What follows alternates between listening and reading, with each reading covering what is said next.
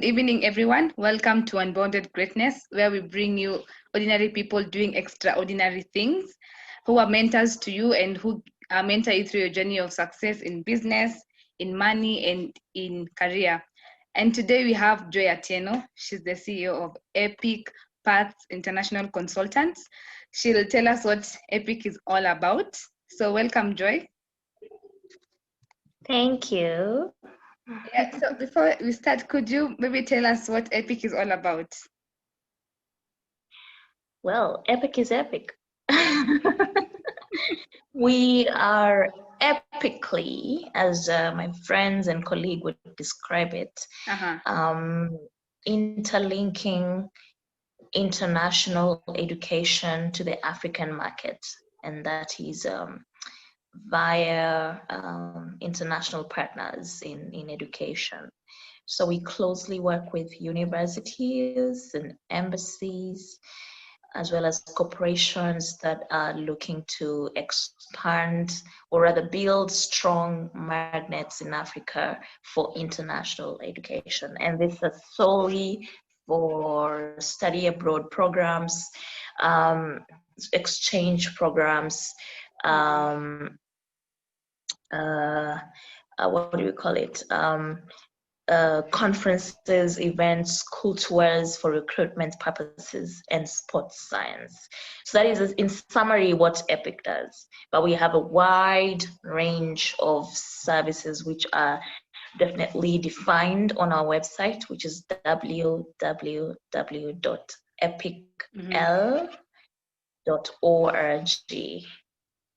Wow.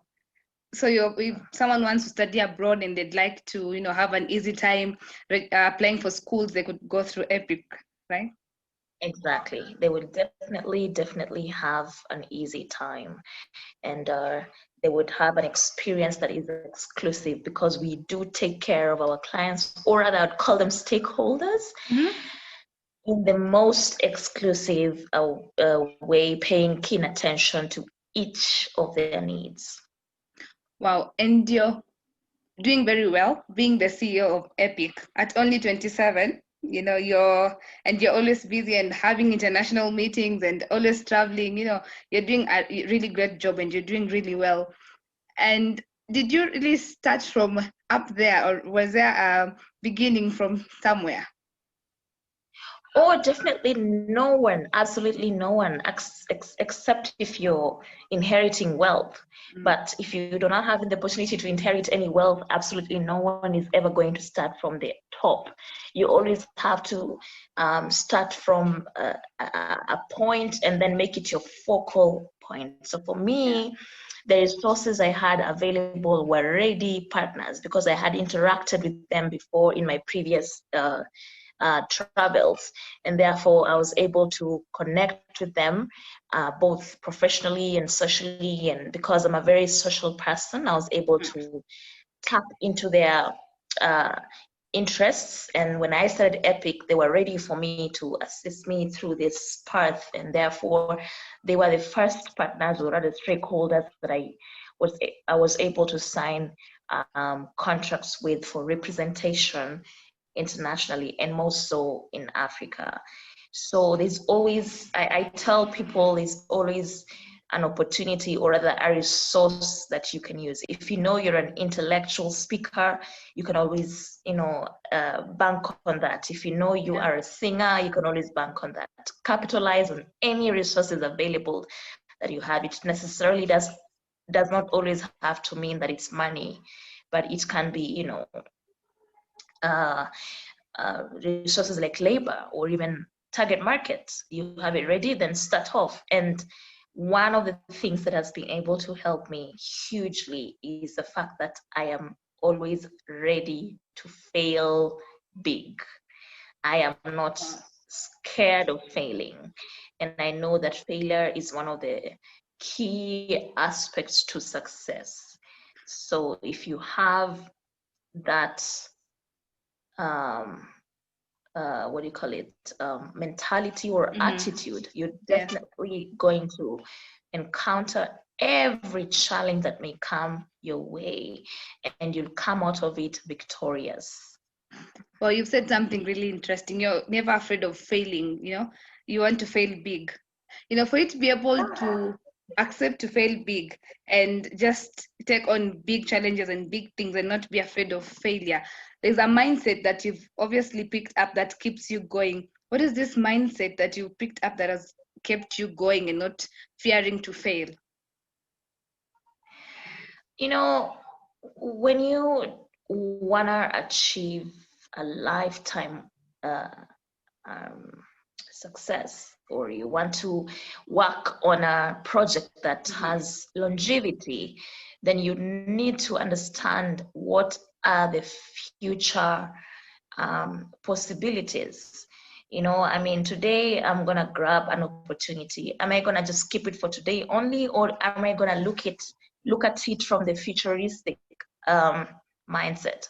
So if you have that mindset that looks the future, that the mindset that understands the future can be 2 days from today, or 2 days from the day you win your contract or you win your opportunity, or 10 years or 100 years from then that mindset is going to fine tune your mind in a way that you're going to achieve anything, absolutely anything you'd ever want to achieve.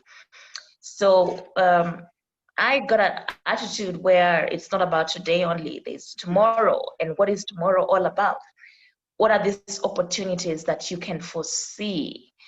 What are these opportunities that you can work on to be able to develop a future that none other can achieve? So that is the attitude or mindset I always have for any of my projects, any of my achievements, any of my startup assignments, I would say. And speaking of these opportunities, before you're where you are right now, being the CEO of Epic, and Epic is running, like I think almost a year now. And not necessarily. We officially started off on the 27th of May, but by January 2020, we were already thinking of what Epic is all about. So you've had to approach partners, to approach people you've known from your past profession experience, and in one time or another, have obviously been told no. And in one of your interviews with Bold Moves, the magazine, you said that a no should not be a deterrent. So how do you handle being told no? Oh, I think I definitely find it one of the best answers, really, because there's, when you are being interviewed or when you are being assessed by an institution or by an organization that looks to partner with you, they definitely have more experience than you do. Therefore, they know the niche, the market, they know the prerequisites, they know what they need to identify that is going to add value to their growth. So their no is a way of telling you that you could have done better than this. But if you take it negatively, you're definitely not going to in any way grow your, or rather achieve your goals. So you find, I take no very positively. By the way, it's one of the things I take so positively because I know it's something they identified in me that didn't work for them. So how can I improve it? And that's a very good opportunity for your improvement. You're able to understand that this is what I need to do better, or this is what I need to express myself more critically and clearly in order to win this project or contract or opportunity. So that is how I look at my no's. That's a really important thing, because nowadays many young people don't like hearing no, and many people, when we hear no, you just feel like you're not good enough or you're bad, and they just stop trying. It's like a no becomes the end of the world for very many young people. And given that you're only 27 and doing all that, and not being afraid of hearing no's, and not being afraid of taking, big challenges, and being able to pursue your dreams, not being scared. So what have you done so far? What actions do you take apart from approaching your partners and being able to be ready for failure and take no positively? What have you done? What actions do you take to be able to be where you are? Oh, first of all, it's my lifestyle. I've got a very interesting lifestyle. I think I'm one of the few people in Kenya who rise up very early in the morning. I start my day at 3 o'clock in the morning. At 3 And I o'clock? find that, Wow. yeah, I find that's extremely productive for me, because at that time my mind is fresh. I'm able to tune it as per what I want to achieve in the course of the day. And you'd find at 3 a.m. I'm awake. I would meditate, I would exercise, I would pray, and then I usually plan my week every Sunday, but then some things may pan out differently. So each night before the next day, I would check my planner and see what I need to adjust, or what I need to let it remain as it should. So by the fact that I plan my day prior to every other day, or prior to every other assignment, it makes me understand that this is the planner I need to follow through. So that is a rare character for a lot of people, because they want to work on an instant or impulsively, and that's not a good aspect, or that's not a good approach to handling your day-to-day activities, because you end up being confused. And by 10 o'clock or 11 o'clock in the morning, I'm usually pretty much done with my day. So what happens is the rest of the time I'm running errands. I'm attending meetings. I am attending talks like this. I am able to slot in time for any opportunity that arises in terms of my sharing my skills and my my achievements. Another thing is I'm able to look at life in a way that is going to impact my future and the future of the people around me, because I love to give opportunities. And as I said in one of the interviews I attended, is one of the reasons why I chose EPIC or other education is I love to give opportunities. And I know that education is one of the basic needs, and it's one of the opportunities that you can grant to anyone in the world. It could be free of charge, it could be something you pay for, but it's an opportunity, really. And if you're able to make a student's life easier so that they graduate knowing that this was EPIC's, I graduated because EPIC fully supported me, then that make me absolutely happy. So that kind of attitude. And then the positivity is very important. I'm not perfect. I have my own challenges. I have challenges as a CEO running an internationally accredited company. But it does not stop me from being who I am as a person. So such an approach in life is definitely going to make you a better person. On the positivity part, I am very sure, because you're always happy, you're always smiling, and you're very friendly to many people and youthful. And many young people, even teens, find it easy to approach you, as a person for advice, as a mentor for them. Is this important to you? Oh, absolutely, because I like to support, I like to help, I like to help see people grow. I like to identify talents, and then I work with them through. I get sometimes, I'd allow people to contact me on email. I hardly give my personal number, because I'm still at the point where I'm trying to balance things like how frequent you can be contacted. Yeah. But at the point where I'll be able to know that each and every stakeholder needs me at whatever time, then I'll be confident enough to give out my personal number. But I do give out my personal email, and I'm always very responsive to my emails, and I make sure that I respond to each individual's request or need. And where I cannot uh, offer my assistance, I will definitely let them know, or even transfer them to whoever is responsible for that.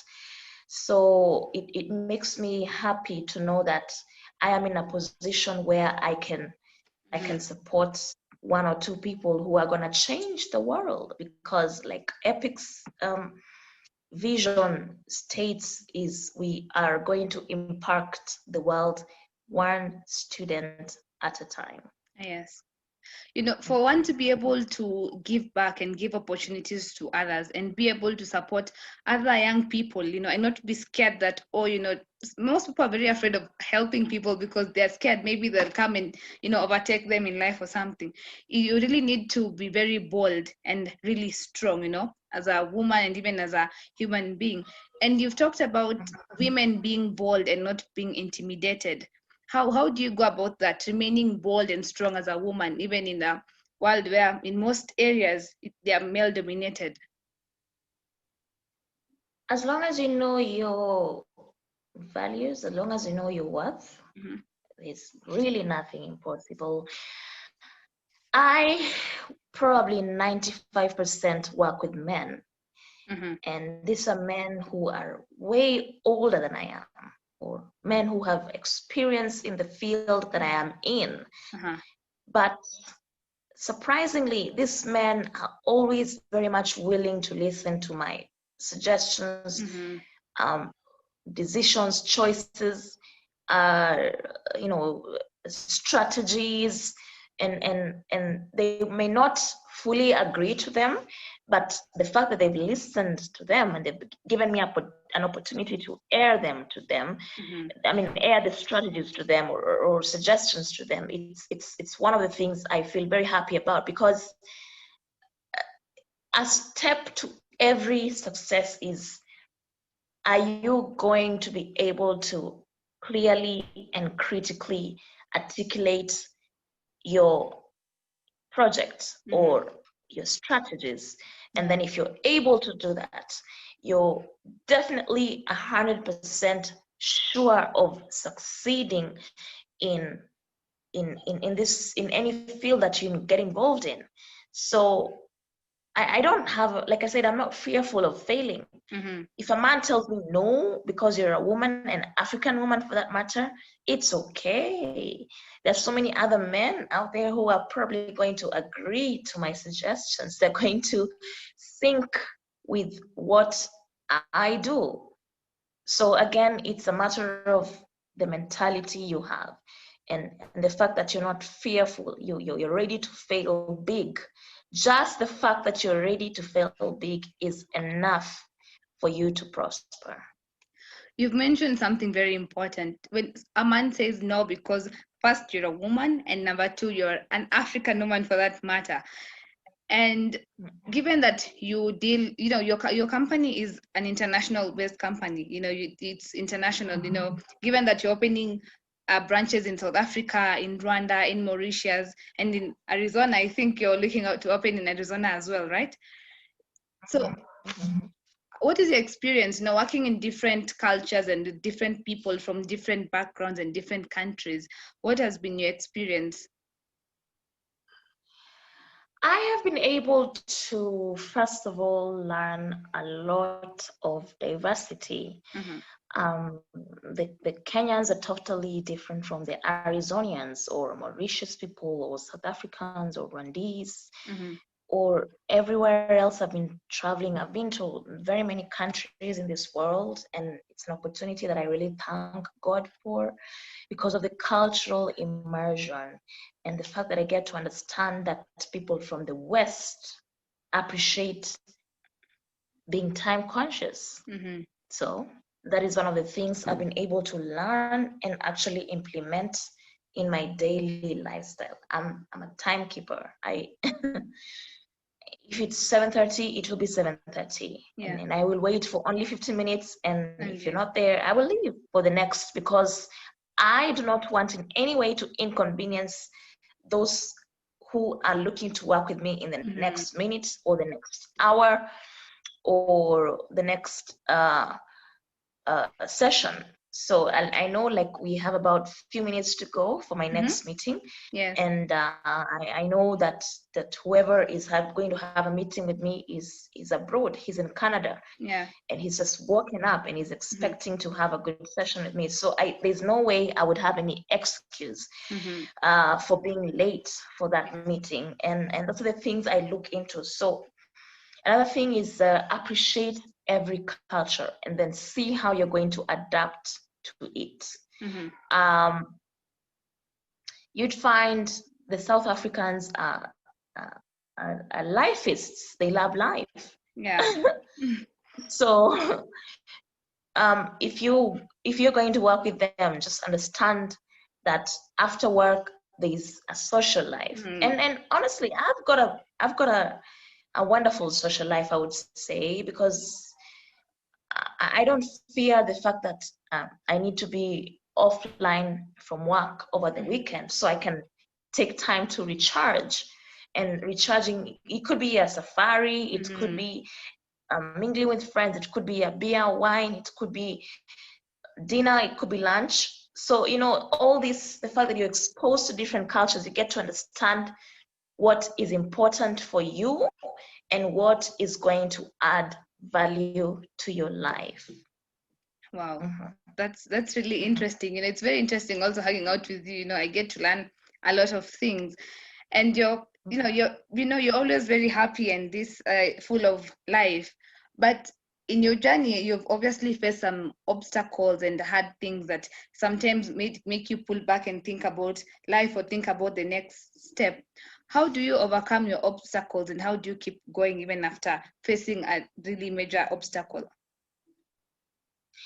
Oh, so again, that draws back to attitude. What attitude do you have towards life? Are you ready for failure? Yes. So if you're ready for failure, absolutely, there's no obstacle that is going to be so difficult for you to overcome. And then another way that I really overcome challenges and stresses is through exercising. I do exercise a lot, faithfully, every Monday to Friday.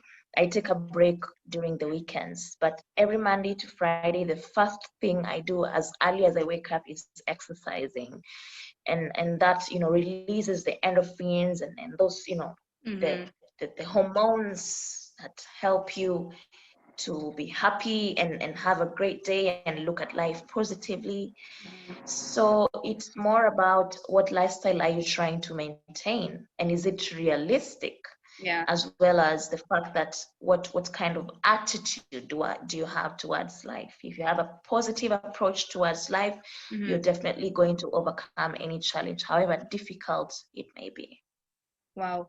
So through your journey of, in your work professionally and also mentoring young people and, giving back to the society and giving young people opportunities, what are the main lessons that you have learned? Acceptance.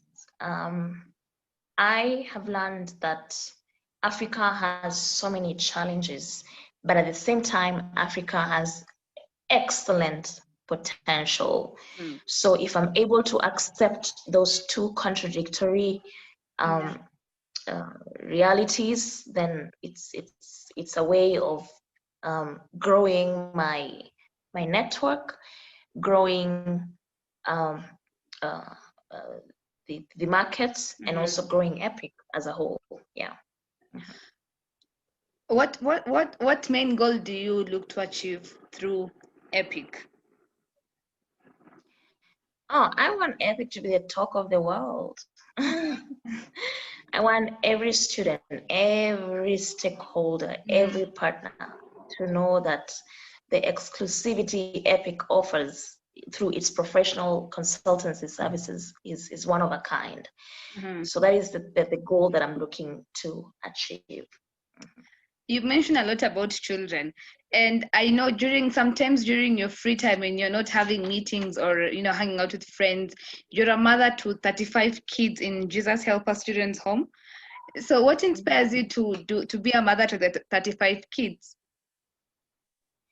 I think the kids who are going to be the next presidents or vice presidents or diplomats or cabinet secretaries or senators, educationists, professors. So these kids need support.